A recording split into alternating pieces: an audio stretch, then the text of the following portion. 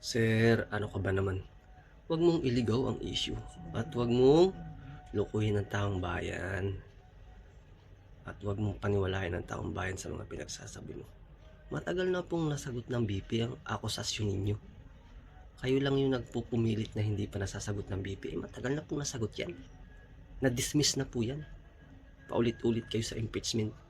Ang talagang goal nyo ay iisa lang.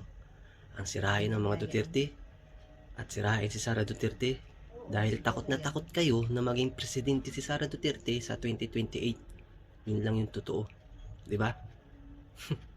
Huwag niyong idamay ang taong bayan sa mga kabubuhan nyo at sa mga kawalan nyo ng utak. Di ba? Utak talangka kayo.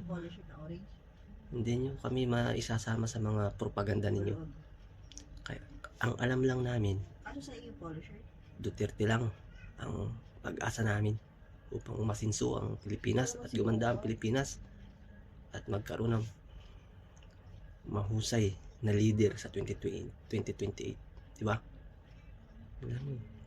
Pilipinas, Duterte pa rin. Kami, Duterte pa rin. Hanggang dulo.